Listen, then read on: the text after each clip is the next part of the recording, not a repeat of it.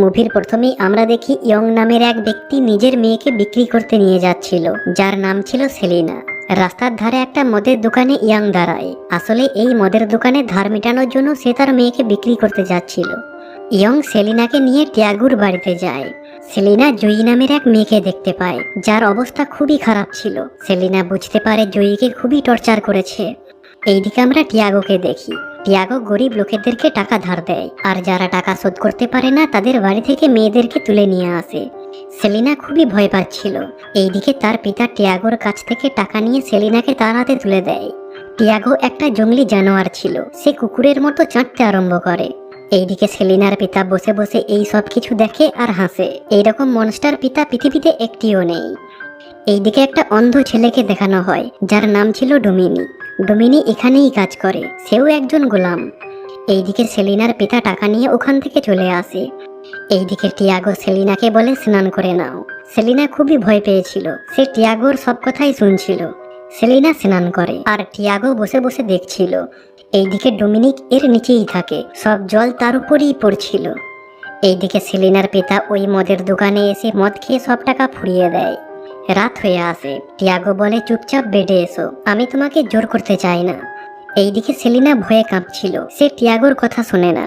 টিয়াগো রেগে গিয়ে সেলিনাকে খুবই মারে, তারপর তার সাথে ইন্টিমেট হয়। টিয়াগো একটা রাক্ষস ছিল, যার কবল থেকে বাঁচা অসম্ভব। সেলিনা যন্ত্রণায় ছটফট করছিল, এটা তার প্রথমবার ছিল। টিয়াগো কাহিনী শেষ করে ঘুমিয়ে পড়ে। সেলিনা সুযোগ দেখে এখান থেকে পালিয়ে যায়। সে দৌড়াতে দৌড়াতে নিজের বাড়িতে আসে, কিন্তু তার পিতা তাকে বাড়িতে ঢুকতে দেয় না। সে সেলিনাকে বের করে দরজা বন্ধ করে দেয়। সেলিনা বুঝতে পারে টিয়াগোর থেকেও বড় শয়তান হলো তার পিতা। সেলিনার কাছে যাওয়ার কোনো জায়গা ছিল না, সে আবার হাঁটতে হাঁটতে টিয়াগোর বাড়িতেই আসে। সে ডোমিনিককে শুধায়, তুমি এখানে কি করে এলে? ডোমিনিক বলে সেও একজন গোলাম, তার মাতা পিতা তাকে টিয়াগোর কাছে বিক্রি করে দিয়েছে। পরের দিন সকালে টিয়াগো ডোমিনিককে খুবই মারে, কারণ সে মুরগিকে খাবার দিতে ভুলে গিয়েছে। এইদিকে সেলিনা খাবার বানায়। টিয়াগো সেলিনাকে কাছে আসতে বলে। তারপর টিয়াগো আঙুল দিয়ে মাটি খুঁড়ে জল বের করে সেই জল খায়। টিয়াগো বলে তোমার পুকুরের জল তো খুবই ভালো। তারপর সেলিনা যখন খেতে বসে, তখনও টিয়াগো পায়ের আঙুল দিয়ে মাটি খুঁড়ে জল বের করে। সেলিনার কিছুই করার ছিল না, সে এই সব কিছু সহ্য করে। যাই হোক, টিয়াগো মানুষদের কাছ থেকে সোনার হার কিনে সেগুলোকে গলিয়ে বিস্কুট বানায়। তার ডয়ারে অনেক টাকা আর সোনা ছিল। এইদিকে ডোমিনিক আর সেলিনা জমিতে কাজ করছিল। হঠাৎই গ্রামের এক মহিলা আসে চেন বিক্রি করতে, কিন্তু টিয়াগো তাকে চেনের বদলে অনেক কম টাকা দেয়। ওই মহিলার আরো কিছু টাকার দরকার ছিল, সে টিয়াগোর কাছে আরো টাকা চায়। টিয়াগো তাকে কোনো প্রশ্ন না করে টাকা দেয় আর বলে তোমার ছোট মেয়েকে এখানে নিয়ে এসো। সেলিনা বাইরে থেকে এই সব কিছু শোনে। সে বুঝতে পারে অন্য কোনো মেয়ে যদি এখানে আসে তাহলে তার আর কোনো ভ্যালু থাকবে না, তার অবস্থাও ডোমিনিকের মতোই হবে, মার খেয়ে বা সেখানে পড়ে থাকতে হবে।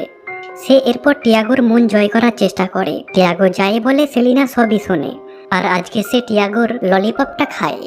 টিয়াগো দেখে সেলিনা তো খুবই সেবা করছে তার। এইদিকে সেলিনা নাটক করছিল, সে টিয়াগোকে দেখাতে চাইছিল সে এখান থেকে কোথাও যাবে না, সে এখানে তার সাথে খুশি। আজকে দুপুরে সেলিনা নিজেই কাহিনী আরম্ভ করে, যেটা দেখে টিয়াগোর ভালো লাগে। হঠাৎই বৃষ্টি আরম্ভ হয়, তারা কাদাতেই কাহিনী আরম্ভ করে। এরপর সেলিনা হাসি মুখে টিয়াগোর সেবা করে, যেটা দেখে টিয়াগো সেলিনাকে একটা হার দেয়। সেলিনা বুঝতে পারে টিয়াগো এরপর তার উপর বিশ্বাস করছে। পরের দিন টিয়াগো সেলিনাকে তার সাথে বাজারেও নিয়ে যায়। তারা রাস্তার ধারে একটা মদের দোকানে দাঁড়ায়, যেখানে টিয়াগো খুবই নেশা করে। কয়েক ঘন্টা পর টলতে টলতে বাড়ি আসে, তার কোনো হোশ ছিল না, আসা মাত্রই ঘুমিয়ে পড়ে। এইদিকে সেলিনা চুপচাপ ডয়ারটা খোলে, যেখানে অনেক টাকা আর সোনা ছিল। কিন্তু সেলিনা কোনো কিছুই নেয় না, শুধু তার মায়ের হারটা নিয়ে নেয়, যেটা তার পিতা অনেকদিন আগে বিক্রি করে দিয়েছিল। সেলিনা সবকিছু রেখে দিয়ে ডোমিনিকের কাছে আসে। সেলিনা বলে তুমি অন্ধ হলে কি করে? ডোমিনিক বলে আমি এখান থেকে পালাবার চেষ্টা করেছিলাম, টিয়াগোর লোকেরা আমাকে ধরে ফেলে, আর টিয়াগো একটা গরম রড নিয়ে এসে আমার চোখে গেঁথে দেয়। এটা শুনে সেলিনার খুবই খারাপ লাগে। সে ডোমিনিককে সান্ত্বনা দেয়। ডোমিনিকের জীবনে কোনো খুশি ছিল না। সেলিনা এত দুঃখ দেখতে পারছিল না। সে বলে তুমি আমার ময়দানে ঘোড়া ছোটাতে পারো। ডোমিনিক কোনোদিনও লেবু খায়নি, তাই সেলিনা তাকে লেবু খাওয়ায়। তারপর তারা ঘোড়সাবাড়ি করে। রাতটা তো ভালোই পেরোয়। পরের দিন সকালে টিয়াগো আবার ডোমিনিককে মারে। সেলিনা এই সব কিছু দেখে, কিন্তু তার কিছুই করার ছিল না। সেলিনা ঠিক করে নেয় সে আর বেশি দিন এখানে থাকবে না, সে বাস পালানোর একটা সুযোগের অপেক্ষা করছিল। টিয়াগোর রাগ শান্ত করার জন্য সে টিয়াগোর সাথে ইন্টিমেট হয়। এইদিকে রাত হয়ে আসে। ডোমিনিক বসে বসে কাঁদছিল। সেলিনার এটা দেখে খুবই খারাপ লাগে। সে ভাবে একবার দিলে হয়তো ডোমিনিকের দুঃখ কম হবে। সেলিনা তার ময়দানের গেট খুলে দেয় আর ডোমিনিক ঘোরাছুটা ছিল। এইদিকে টিয়াগো গভীর নিদ্রায় ছিল। পরের দিন খাবার সময় টিয়াগো আবার পায়ের আঙুল দিয়ে মাটি খুঁড়ে জল বের করে, কিন্তু এবার সেলিনার মুখে হাসি ছিল। সে বাস দেখাতে চাইছে সে খুশি। এটা দেখে টিয়াগোরও ভালো লাগে। টিয়াগো আজকে মদের দোকানে গিয়ে মদ খাচ্ছিল, যেখানে সেলিনার পিতাও ছিল। টিয়াগো বলে সেলিনা আমার সাথে খুশিতে আছে, আমি ওকে বিয়ে করব। এটা শুনে সেলিনার পিতা বলে আমি সেলিনার পিতা নই, তুমি হলে সেলিনার পিতা। তুমি যখন টাকার জন্য আমার ওয়াইফকে জোর করেছিলে, তারপর সেলিনার জন্ম হয়েছে, ও তোমার মেয়ে। এটা শুনে টিয়াগোর পায়ের নিচে থেকে মাটি সরে যায়। সে ভাবতেও পারছিল না সেলিনা তার মেয়ে। এইদিকে সেলিনা আর ডোমিনিক মেশিন চালাচ্ছিল।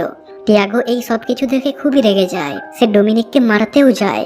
তখনই সেলিনা এসে টিয়াগোর পেটে ছুরি গেঁথে দেয়। সে কয়েকবার টিয়াগোর পেটে ছুরি গাঁথে, তার সব রাগ আজকে বের করে। টিয়াগো মারা যায়। এইদিকে সেলিনা টিয়াগোর সব টাকা নিয়ে ওখান থেকে পালিয়ে আসে, আর তারা টিয়াগোর বাড়িতে আগুনও লাগিয়ে দেয়।